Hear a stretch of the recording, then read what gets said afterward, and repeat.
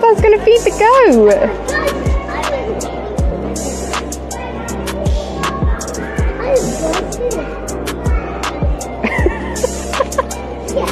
Check it in.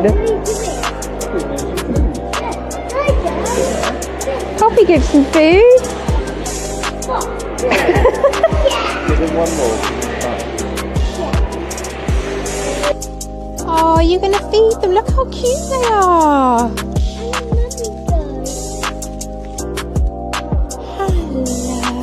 Hello. Hello. I'd love a Highland Cow, but I just don't know where to keep it. It's funnily enough, I don't have. I'm looking at my favourite cows ever.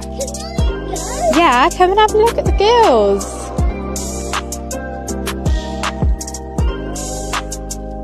Oh, the girls have come to see you.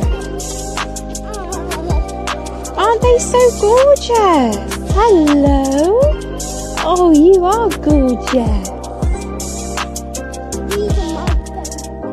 Mama loves them. Yeah, makes me so happy. Oh, you want some loving too? It's like me and Jamie when I'm blonde. She's licking me. Genuinely. Gonna look into it. I've always said I want a farm, and I would have a farm with purely those cows. Do you want to see the cows? Yeah! Do you like them? Got you behind your ear?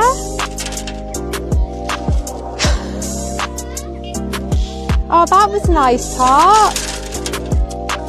Oh, they said thank you. No food. All gone. Someone else got this weird, like, trauma that gets triggered every time you see a black horse, although this one is more chestnutty brown. Just always think of Black Beauty.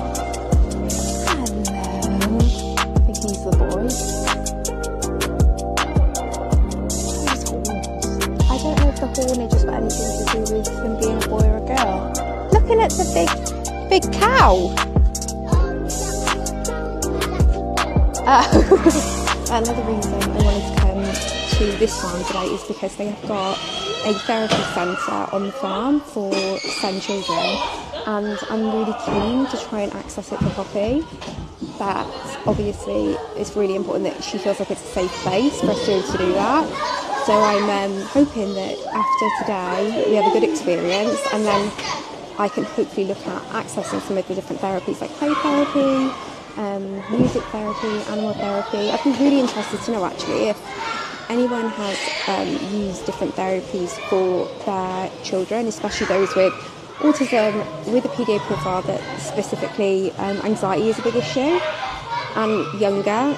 Because I know there's lots of brilliant things out there for slightly older children, or perhaps children that can engage more in like talking therapies. Yeah, if you have used any therapies, like how you found it, like how has it gone? Was it beneficial? What therapies worked? Do you have any experience in what therapies work best for children that have got communication issues? Like, yeah, I feel like I've gone down a real rabbit hole of research. But I seem to hit a stumbling block when it comes to her age. That seems to be the big issue, is that a lot of therapies that are available, or a lot of people that are working with children, don't work with children at such a young age. It's normally, by the looks of it, 7. I don't know why it's 7. Maybe if you are in that world you could let me know why, but 7 seems to be the age, and so we're in a bit of a pickle with it obviously her being 4, though she'll be 5 at the end of the month, which is madness to me. I'm starting to definitely see some light at the end of the tunnel. Like, she has been in this autistic burnout now probably from about October time, with the peak of like the impact of it and her regression happening December, January, the first couple of weeks of February. And it's been really hard because obviously she hasn't been in school, she's been at home. We have a really low demand environment at home. We do everything that we can for her. And it was like, I feel like she's still not getting better. Like, she's still not, the anxiety is still super, super high. It just doesn't feel like things are getting better. And then it was like, is this what it's always going to be like? Like, And not because it's like woe is us, but actually it's her. Like, I don't want her living in a world where she's fearful of absolutely everything. So that was really starting to get me down. But actually, this week's been half term in Wales, and where we live so close to the school, when it's a normal school week, whilst she's not there, she hears the children, she sees them in the yard, she knows it's a school day, and that does make her very anxious. And this week, where it's been half term, and the kids haven't been in school, it's felt so much better, albeit sleep is still not the one in our house, but actually I can see a pathway to things being better. And I'm just really worried now that they're going to go back to school on Monday and it's just going to spike her anxiety again. But then, what do? We can't just move house. I wish we could. I wish I could just do that, but it's just not a realistic option for us at the minute. And then staff has got so many other things. It's not as simple as I'll just move away from the school, because you're obviously moving away from all of the support we've got here. But yeah, I'd be really interested to hear if anyone else who lives very close to the school their child used to go to and no longer goes to, how you reduce that anxiety. We've told her you're not going back, you haven't got to go back there, but it doesn't seem to be enough to reassure her. And I think it will just be time. And obviously the nicer weather, the more that we'll be able to get out, and yeah, hopefully it helps. I feel like I've proper rambled there. But I just hope that anyone else in our position watching this knows that they're not alone, because it can feel really isolating, especially because Pops gets very anxious if we're on the phone to people or we're speaking to people. So even just messaging friends, calling family, it's really hard. It's not, I can't just pick the phone up and ring someone. If I had my phone out when I'm not working, she gets anxious, which is a lot of the reason I've got the camera to vlog, because this doesn't bother her, but me having my phone out would really bother her in a really sad way. Having the camera out and talking to it like this, makes me feel like I've got a bit of connection or someone to speak to, which is the saddest thing I've probably ever said, but also true.